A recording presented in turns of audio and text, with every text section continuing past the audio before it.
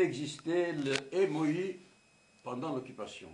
Le MOI vient Mouvement ouvrier immigré qui a été créé en 1923-24 par le Parti communiste français, qu'à l'époque son siège, enfin ses baraquements, se trouvaient rue Mathurin-Moreau à Paris. C'est là qu'il y avait des immigrations qui n'avaient pas le droit de participer à dans une partie politique ou ni dans un syndicat, car à l'époque, les lois étaient très très strictes et immédiatement on les expulsait de France. Alors ils ont créé le mouvement ouvrier immigré. Et ce mouvement ouvrier immigré, donc, qui avait à peu près une dizaine de nationalités, enfin d'immigrants. Il y avait des Arméniens, des Italiens, des Espagnols, des Allemands aussi, il y avait, enfin, antifascistes toujours. Voilà. Cela, après l'occupation de la France, cette MOI s'est transformée en Front National. Front National qui était toujours aussi une organisation amenant du Parti communiste. Je vous dis Parti communiste parce que c'était effectivement cela. Maintenant, que les membres ils étaient communistes ou non, ou sympathisants, ça c'est au public d'apprécier. Donc le Front National, en 1942 jusqu'à 1940, début 1943, ce Front National existait et il s'est transformé ensuite en francs-tireurs et partisans parce qu'il y avait les FTPF. Francs-tireurs et partisans, c'est ça. Mais seulement, dès le milieu de 1942, il y avait Jean Moulin qui demandait toujours des armements pour ces groupements combattants qui n'avaient pas d'armes, c'est-à-dire qu'ils se battaient avec des armes rudimentaires, et souvent ils avaient des dégâts davantage que de victoires. Alors, Jean Moulin a demandé à Général de Gaulle de permettre de quelques parachutages, des armements de parachutage à ces groupements. Mais Général de Gaulle, étant donné qu'il ne connaissait pas exactement l'état d'esprit de ces personnels, de ces combattants, il était réticent en disant que oui, mais si ces gens-là, anarchiquement, ils essaient d'abattre, de tuer des Allemands, les Allemands vont prendre des centaines de personnes en otage et ils vont fusiller. Alors il a dit, donc on ne peut pas. Si par exemple,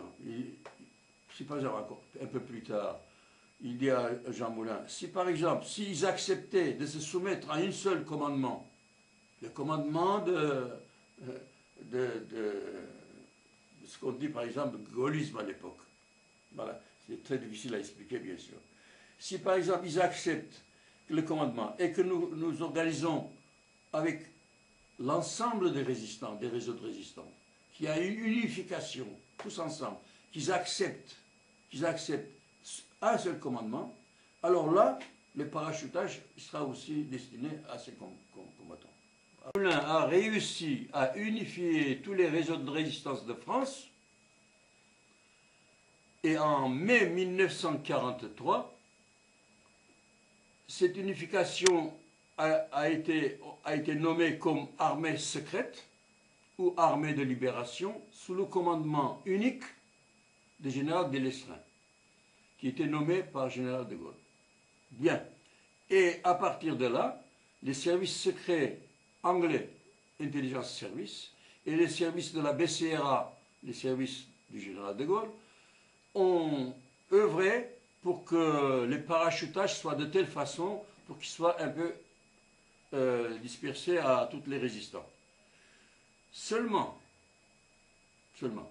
il y avait une chose, c'est que cette nouvelle formation que De Gaulle ou Jean Moulin prévoyait, ce n'était pas du tout comme l'organisation des FTPF.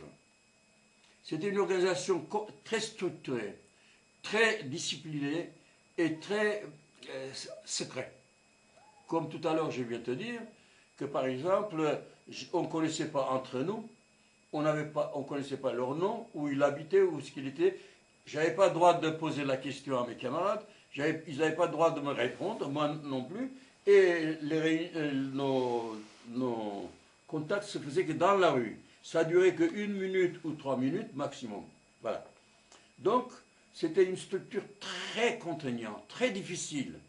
Vous rentrez chez vous, le lendemain vous voyez un autre homme, et que ce n'est pas le même, il s'appelle différemment, il fait une fois blond, une fois... On sait rien du tout. Donc, pourquoi cette structure très dure? Parce que les services secrets anglais, ils étaient d'ailleurs très, très durs. L'histoire nous raconte déjà pas mal de choses.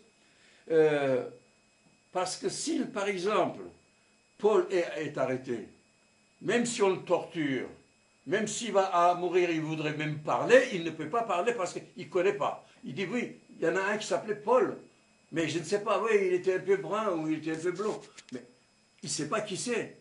Alors, donc il s'arrête là. Il n'y a que lui qui l'est arrêté, mais les autres, ils ne sont pas compromis. Voilà l'histoire. Alors, nous étions donc formés dans cette formation avec cette manière d'organisation. Cette organisation, donc, mais avant que, par exemple, tu puisses rentrer dans cette organisation, dans cette formation de l'armée secrète, il fallait que on fasse un essai. C'est-à-dire l'essai, l'épreuve qu'on appelle. Il faudra que un des responsables, il prend ce nouveau arrivé, il l'amène sur le terrain où il y a quelque chose de préparé, une attaque contre les troupes d'Allemands, l'occupation. Alors par exemple, moi j'ai eu ce privilège d'amener, de former bien sûr des copains. Donc j'ai amené une fois deux camarades qui voulaient être dans notre groupe de l'armée secrète. Eh bien, je les ai amenés, et c'était à Levallois-Perret, pas Levallois-Perret, un autre, au bord de la Seine, à côté d'ici, les Moulineaux. Je les ai amenés. L'un, il devait jeter une grenade, et l'autre, il devait faire de loin signe. Comme quoi, le camion qui passe, il y a des Allemands à l'intérieur. Bon, alors, voilà, voyez-vous. Alors, ça a très bien marché. Une fois que ça a très bien marché, ces deux nouveaux, ils ont été admis. Voilà. Donc on avait confiance. Parce que si, par exemple, on prenait un gars parmi nous, un nouveau recrue, et que par exemple, à la fin du compte, il voit qu'on l'amène pour le combat, et puis d'un seul coup il a peur, et il ne veut plus rien faire, et puis il rentre chez lui. Mais cet homme-là, comme il n'a pas commis crime, il peut aller par hasard, s'il était arrêté, il peut parler facilement, comme quoi, voilà comment ça se passe. Tandis que si tu as déjà tué des Allemands, eh bien, c'est pas la même chose, tu ne peux pas trahir parce que toi-même tu es condamné, tu seras condamné. Voilà, c'est très compliqué à vous expliquer. Donc, il y a eu les parachutages, donc, au mois de mars 1943, monsieur Manouchian, qui était un intellectuel et journaliste, et puis moi, nous étions un des premiers admis dans ce groupement comme essai. Et nous avons fait notre essai à Levallois-Perret. Nous avons attaqué, à nous deux, d'ailleurs le film de Guédiquin, si tu as entendu parler, qui a passé l'année dernière, l'année d'avant, dans toute la France, est connu déjà, dans ce film. Moi, je suis aussi dans ce film. Nous avons attaqué donc 20 feldgendarmes. Feldgendarmes, c'était la gendarmerie militaire, etc., avec des plaques. Ce sont des gens très terribles. Bon, nous avons attaqué. Bon, ben, ça a été très bien passé. Alors, nous étions admis officiellement. Et comme Manouchian était aussi intellectuel, capable, et il a fait aussi la guerre comme moi sur le front, avant d'être résistant, eh bien, on l'a nommé responsable de la nouvelle formation. Et puis moi, je suis devenu un responsable d'un groupe que j'entraînais. Voilà.